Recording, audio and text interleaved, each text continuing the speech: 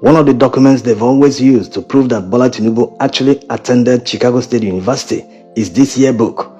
And when you see this yearbook, you say, hey, that's the end. There's nothing else to prove, because it is found on Chicago State University's own website.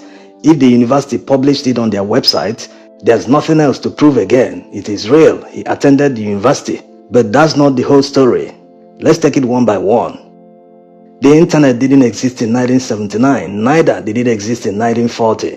But documents dating back hundreds of years can be downloaded from the internet. That's why a Nigerian set out to find the hard copy of the yearbook that Chicago State University published in 1979 or 1980, where their web developers supposedly got the photographs from. What he found in Chicago Public Library is shocking. I'm in the kitchen right now. About to cook, man. About to cook something for us, man. He found a Chicago State University yearbook of 1980, 81, 82, all condensed in one huge book. And Bola Tinubu nowhere to be found. Even the one they spelled tough, the one they misspelled, was nowhere to be found in the yearbooks of 1980, 81, and 82. You'll be wondering why they are searching for the 1980 yearbook when he supposedly graduated in 1979. It's simply because, according to Chicago State University's website, they didn't publish a yearbook in 1979. That's why Tinubu features in the 1980 version. If that's true that they didn't publish for 1979, that would mean that all students from 1979 will feature in 1980. Except that's not the whole story. The next revelation is still shocking. Another Nigerian found a way to access the hidden 1979 yearbook online. As you can see, while scrolling, he couldn't find any name that resembles Bola Tinubu.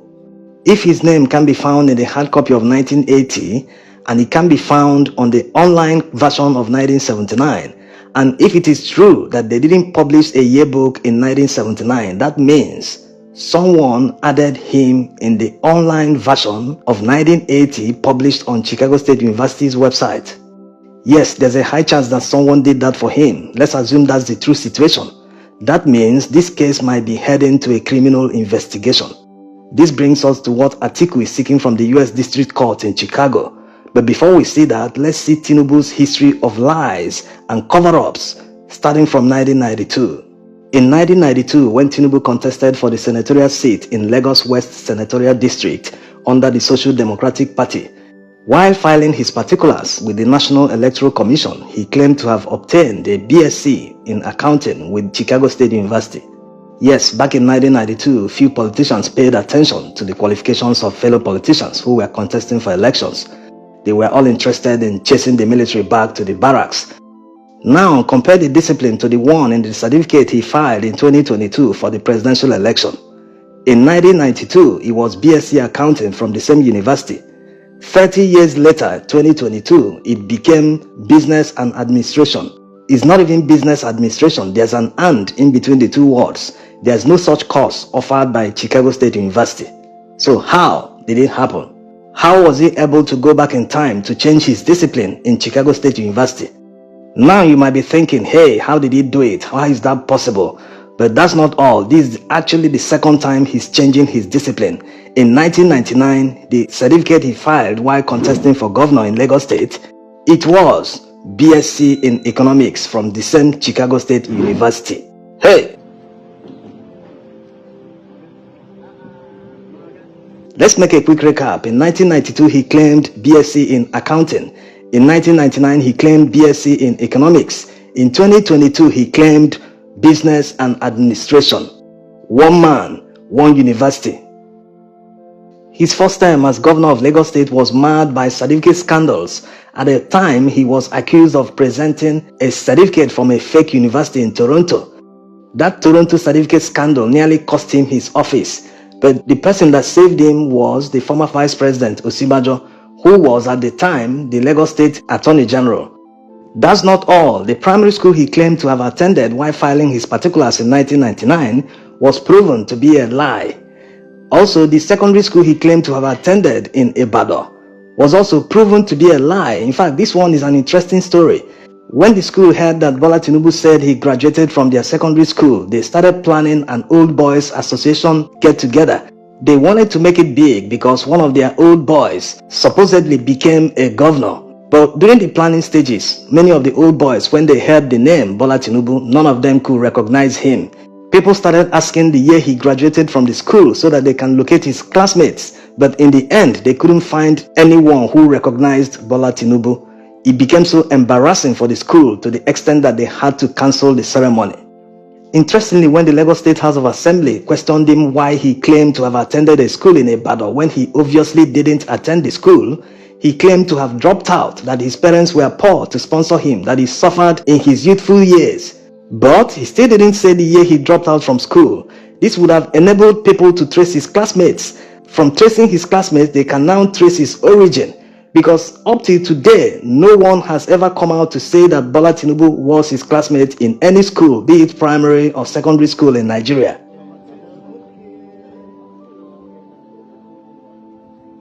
That's not the end. There's this letter the FBI wrote to the EFCC in reply to the request they made. This was in 2011 under the leadership of Lamode. This explains why the SSS raided the EFCC's office. They knew the existence of this letter. That's why they wanted to pack all the evidence. In fact, up till today, the former EFCC chairman is still in their detention. Maybe they couldn't find that document. That's why they are still holding him without trial. The letter is blurred, but we've made out some text, as you can see. The FBI told them in this letter that they have gone to the Chicago State University and they said that no Bola Tinubu was a student, that he didn't attend the university at the time. No revelation can be better than this letter. Now, let's see what Atiku is seeking in the U.S. District Court in Chicago. He is fighting a deposition request. He wants the court to order Chicago State University to appoint a high-ranking officer in their registry department who Atiku's lawyer will question under oath. This is where it gets interesting. You know what it means to answer questions to a lawyer under oath. That means the person can be held for perjury if the person lies. And who will be willing to lie for someone in faraway Nigeria? No matter the dollars, no matter the influence, no one will risk going to prison and risk the person's career just because he wants to protect someone in faraway Nigeria. So the kind of questions the lawyer will ask will be something like, are you the one, or did the university issue Tinubu this certificate? That's talking about the forged one. When a lawyer asks this kind of question, he'll be expecting a straight answer of yes or no. There's nothing like, hey, it happened this way, happened. Just answer the question. Did the university issue this certificate? It's very obvious that they didn't. That's all they need to prove that this is actually a forged certificate, that the university didn't issue it, which according to Nigerian laws means a straight up disqualification of any candidate who forges a certificate. There are many of such questions that Atiku's lawyers will ask the person that Chicago State University will appoint, like why did Tinubu spend very short time to acquire a degree in Chicago State University? What changed? How was it possible? Because according to the university themselves, they can't award a degree to someone who spent just over a year in the university. How was it possible in Tinubu's case? So many questions they will ask, including the records, the admission records they are demanding. They want to see how he paid, what method of payment, his international passport he supposedly came to the United States with. A lot of questions, they will need to answer them. And why all these questions are very important is because even if someone is covering for Tinubu in the university, there are thousands of documents that you cannot forge and manipulate in order to prove that this person was a former student. That's basically what Atiku is trying to prove. So you can understand where Atiku is going. Apart from all the grounds that Tinubu can be disqualified by the Presidential Election Petition Tribunal, imagine when he drops this bombshell evidence. There will be no hiding place. It will prove that his life has been a lie all these years. It will prove that he didn't even meet the minimum qualification before contesting the presidential election. So we'll be looking forward to how the court will decide, and the judgment day is upon us. Thanks for watching.